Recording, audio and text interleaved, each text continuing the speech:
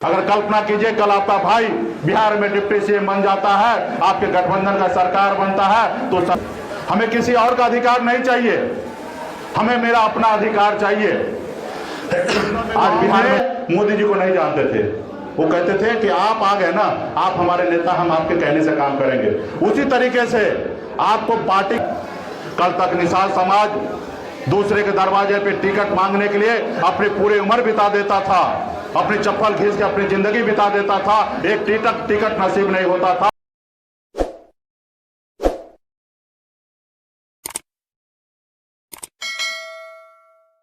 नमस्कार, आप ABJ news देखने की शुरुआत कर चुके हैं। मेरा नाम है राजा झा।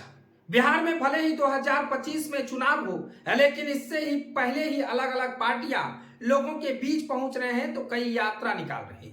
इसी बीच अब वीआईपी सुप्रीमो मुकेश सहनी की यात्रा की शुरुआत हो गई है। सरकार लाओ, आरक्षण बचाओ, ये तमाम मुद्दों को लेकर अब लोगों के बीच मुकेश सहनी भी अपने यात्रा पर निकल चुके हैं। आपको बता दें कि मुकेश सहनी पिछले 3 बार से लगातार यात्रा पर हैं और अब इसकी यात्रा चंपारण से शुरुआत हुई है। बिहार के 3 चरणों में लगभग सभी जिलों को कवर करते हुए 22 जुलाई को युवा शक्ति प्रदर्शन कर दिखाएंगे कि वीआईपी भी कुछ पार्टियां। देखिए, मुकेश सहनी ने चंपारण से यात्रा की शुरुआत करने के बाद बड़ा ऐलान कर दिया है।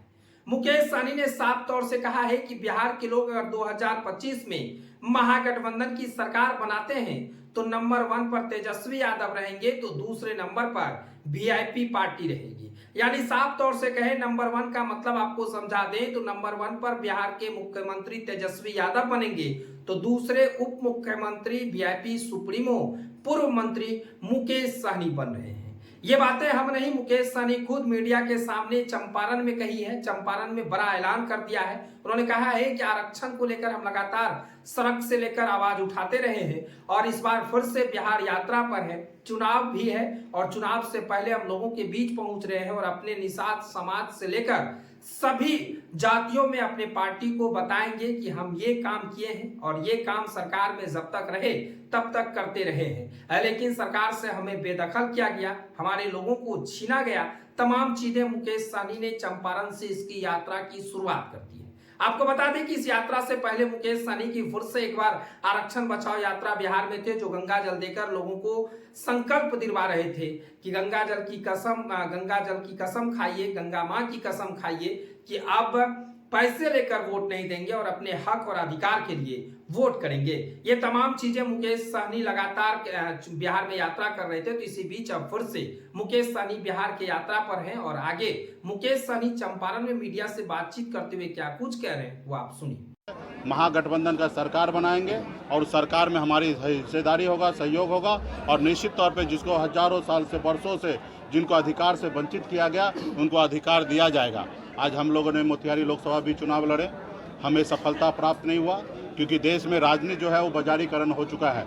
लोग पैसे के दम पर राजनीति करने लगे हैं, पैसे के दम पर चुनाव जीतने लगे, पैसे के दम पर वोट खरीदने लगे। लेकिन हम गरीब, पिछड़ा, दलित समाज के लोग हैं, हमारे पास ज़्यादा पैसा नहीं होता है। इसलिए हम लोगों को जब तक हम ज़मीन पे मजबूती से काम नहीं करेंगे तब तक हमें उपलब्धि हासिल नहीं होगा। क्योंकि हम जब तक ज़मीन पे हमारा विचारधारा मजबूती से खड़ा नहीं होगा तो हमारे लोगों को पैसा दे के लोग चुनाव जीत लेते हैं, हमारे लोगों को गुमराह कर देते हैं। तो इसलिए इस बार हमारा है कि हर बूथ पर हमारे ज़्यादा से ज़्यादा संख्या में हमारे पार्टी के नेतागण होंगे, उनको सारे चीज़ को से अवगत कराएंगे और जब चुनाव का समय आएगा, चाहे वो 5,000 हो या 5 लाख रुपया भी अगर देंगे तो हमारे लोग बिकेंगे नहीं, हमारे लोगों का वोट खरीद नहीं पाएंगे और हमारे लोग मजबूती से हमारे साथ खड़ा होंगे।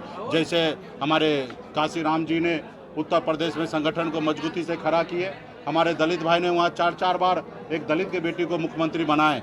वो इसलिए क्योंकि संगठन मजबूती से खड़ा किए थे।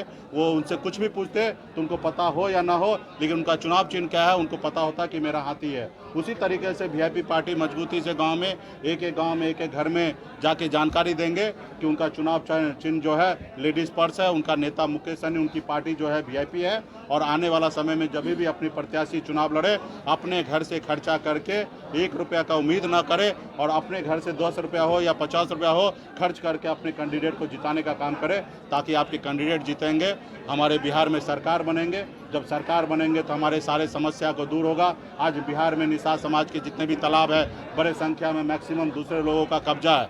बहुत ऐसे जगह तालाब है उसको उड़ाईकरण करने की व्यवस्था करना है। बहुत ऐसे तालाब है जहाँ पे मिट्टी भर के लोग घर बना लिए।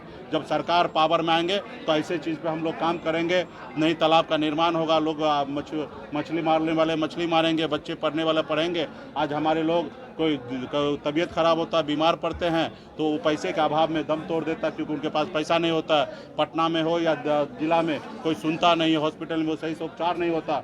वही अगर सरकार अगर हमारे होंगे तो एक फ़ोन पे एक काम होगा, जिससे पहले जैसे काम होता था।